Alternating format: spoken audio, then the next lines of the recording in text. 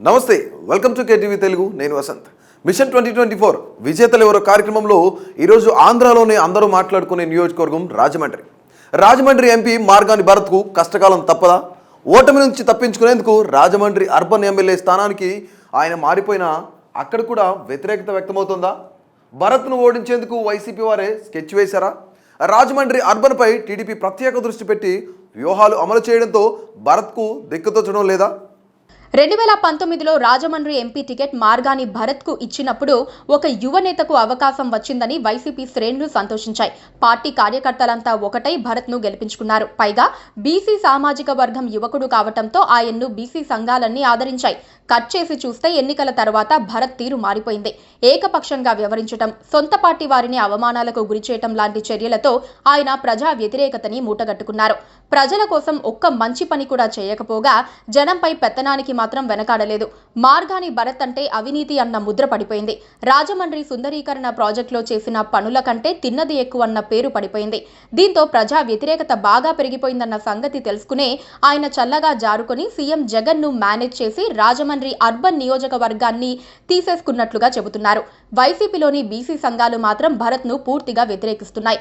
Rajahmundry urban ticket ను భరత్ కు కాకుండా కొత్తవారికి ఇవ్వాలని, అది అంకిత భావంతో పనిచేసే యువనేతలకే ఇవ్వాలని బీసీ సంఘాలు కోరుతున్నాయి. త్వరలో బీసీ నేతలు నేరుగా వెళ్లి జగన్మోహన్ రెడ్డిని కలవాలనుకుంటున్నారు. ఎన్నికల్లోపు మనసు మార్చుకుని భరత్ కు టికెట్ ఆపేయాలని కోరబోతున్నారు. భరత్ చేసిన ఓవర్ యాక్షన్ ఇప్పుడు ఆయన మడుకు చుట్టుకుందని చెప్పక తప్పదు. పార్టీలో బలమైన నేతలను ఢీకొని పరాజయం చూపిద్దామని ఆయన అనుకుంటే సీన్ రివర్స్ అయింది. పైగా ఇప్పుడు రాజమండ్రి అర్బన్లో టీడీపీ బలపడింది. వైసీపీకి ముచ్చెమటలు పట్టిస్తోంది. రాజమండ్రి లోక్సభ నియోజకవర్గం పరిధిలో వైసీపీ ఎమ్మెల్యేలంతా భరత్ తీరుపై అసంతృప్తితో ఉన్నారు. వారిని బుజ్జగించడం అధిష్టానం వల్ల కూడా కావటం లేదని చెబుతున్నారు. జక్కంపూడితో జరిగిన కీచులాట కూడా భరత్ కు శాపంగా మారింది. రాజానగరం ఎమ్మెల్యే, వైసీపీ తూర్పుగోదావరి జిల్లా అధ్యక్షుడు జక్కంపూడి రాజాతో విభేదించడం కూడా ఎంపీకి మైనస్ గా మారింది. తూర్పుగోదావరి జిల్లాలో అత్యంత బలమైన క్యాడర్ ఉన్న జక్కంపూడి రాజాతో విభేదాల వల్ల ఎంపీ రాజమండ్రి పార్లమెంటు నియోజకవర్గం పరిధిలో ప్రజా వ్యతిరేకత మూటకట్టుకున్నారనే భావన వ్యక్తమవుతోంది. జగన్ స్వయంగా జోక్యం చేసుకున్న తర్వాతే జక్కంపూడి మెత్తబడతారని చెబుతున్నారు. నారా లోకేష్ యువగలం పాదయాత్ర సందర్భంగా భరత్ ప్రవర్తించిన తీరు తటస్థులకు కూడా కోపం తెప్పించింది. పాదయాత్రను అడ్డుకోవాలని చూడటం, లోకేష్ ను అనరాని మాటలు అనటం తీవ్ర చర్చకు దారితీసింది. ఇప్పుడు రాజమండ్రిలోని 2 నియోజకవర్గాలపైన టీడీపీ ప్రత్యేక దృష్టి పెట్టింది. రాజమండ్రి రూరల్ ఎమ్మెల్యేగా ఉన్న టీడీపీ సీనియర్ నేత బుచ్చయ్య చౌదరి ఈసారి అర్బన్ లో పోటీ చేయాలనుకుంటున్నారు. ఇందుకు సంబంధించిన ఏర్పాట్లు కూడా చేసుకుంటున్నట్లు సమాచారం. అదే జరిగితే భరత్ కు కష్టకాలమేనని చెప్పక తప్పదు. అన్ని వైపుల నుంచి వ్యతిరేకత వ్యక్తమవుతున్న మార్గాని భరత్ను జగన్ ఎందుకు ప్రోత్సహిస్తున్నారనేదే పెద్ద ప్రశ్న. సరైన సమాచారం లేకపోవడం ఒక కారణం కావచ్చని భావిస్తున్నారు.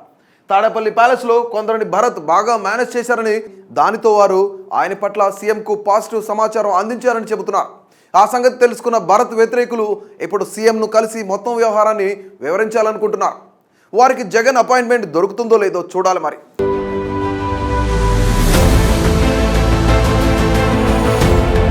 Please subscribe to KTV Telugu. KTV Telugu. KTV Telugu channel.